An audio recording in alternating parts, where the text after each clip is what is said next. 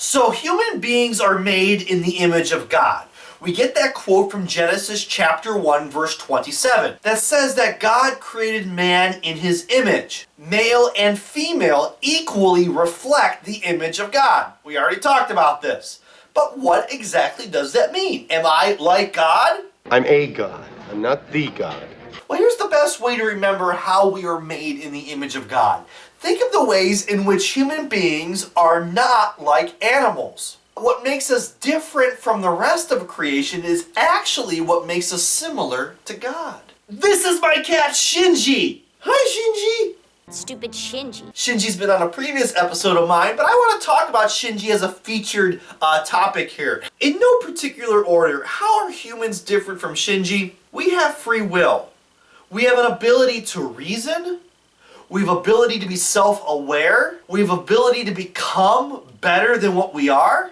Shinji makes his decisions based on instinct. Pretty much where to sleep, where to eat, and where to, well, you know, go to the bathroom. There'd be another element in there, but he's been neutered. So because we have free will, we have an ability to make rational decisions, we are also responsible for our decisions. Now Shinji can go into the garbage can and knock over the garbage whenever he wants, and although he's responsible, he's not really going to learn unless he gets disciplined. And that's not him coming to make a rational decision to not, you know, go through the garbage or go up on the counter. That's just us training him, because animal decision making is based on instinct, not reason. It's this fear of punishment that might get Shinji to behave. Think of circuses training their animals. You know, we don't hit Shinji with a whip. Human beings have dignity and worth. Now, that's not me saying Shinji doesn't have any worth. After all, Genesis 1 says God looks at all of creation and labels it good. But God never became a kitty cat. God never became a turtle. Get what I'm saying? God never became a tree. God became a human because humanity had a special place in God's plan.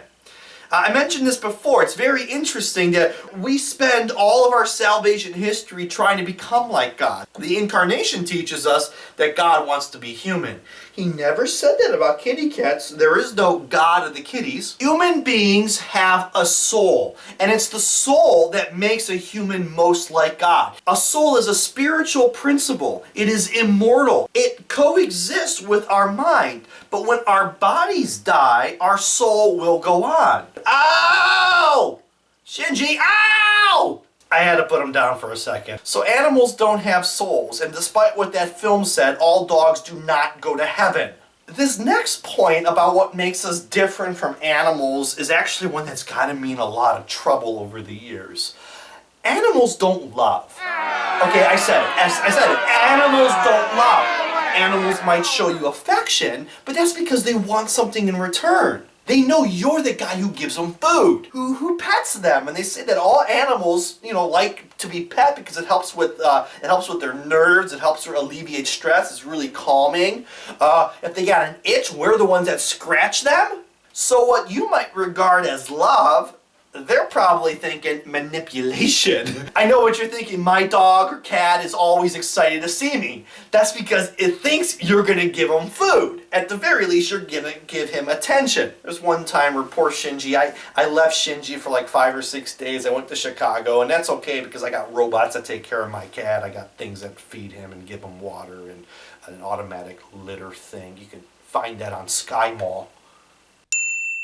So I left Shinji. He was without any type of human stimulation for like a week, and I felt terrible about it. And so when I got home, it was actually quite cute. I would go home, and Shinji is usually always there at the door, patting the door, very excited to see me.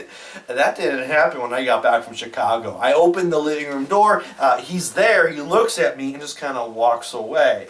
And I was like, all right, kind of weird, Shinji, all right. And I go about, I'm unpacking my luggage and everything, and then I go to my computer room, and I start doing some, responding to emails or whatever, and Shinji comes into the computer room, and he starts hopping up on shelves and stuff that he never hops up on top of before. I'm watching him thinking, what's he doing? And he just starts knocking stuff off the tables, and then he jumps down, and he looks at me and just starts screaming, just wanting to get my attention. I've ignored him for a week. I come home, he gives me the silent treatment, and he goes in the other room, and then it starts to build. And he comes into my room, starts knocking stuff over, and he looks at me, and he's like, what the heck was that? Where were you?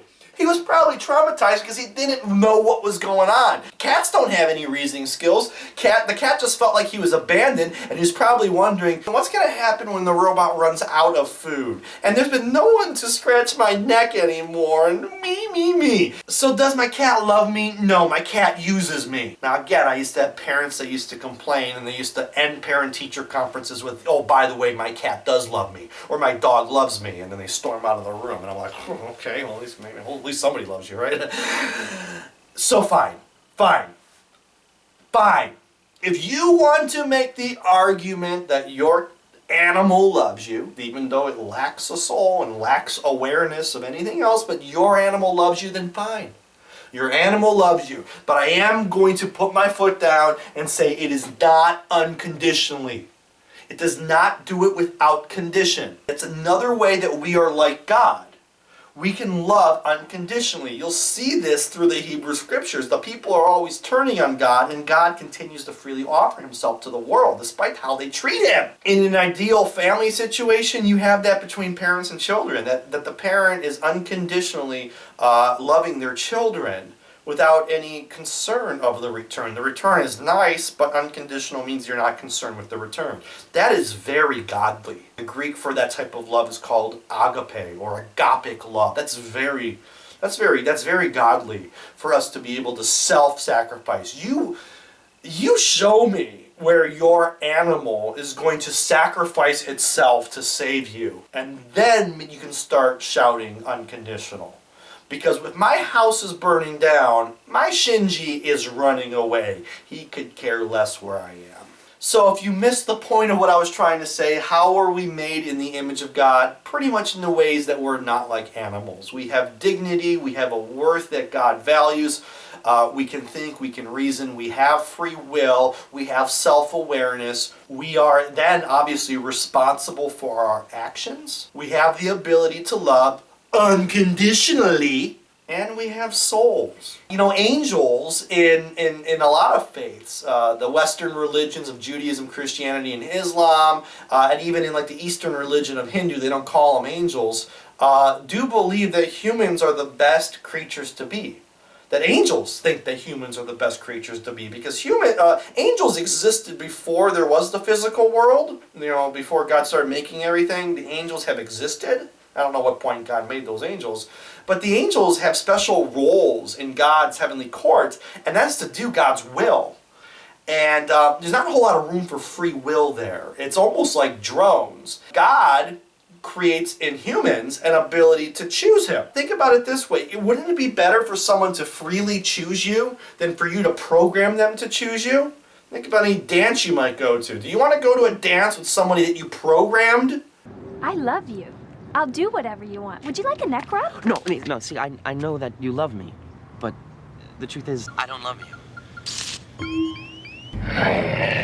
You made her so she growls?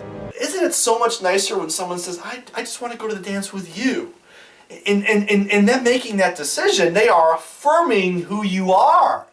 They're affirming your dignity. They're affirming your worth. And that's just beautiful. And so God doesn't program us to choose him. God wants us to be like, God, I choose you. It's like a Pokemon God. God, I choose you. And that's a genuine type of love.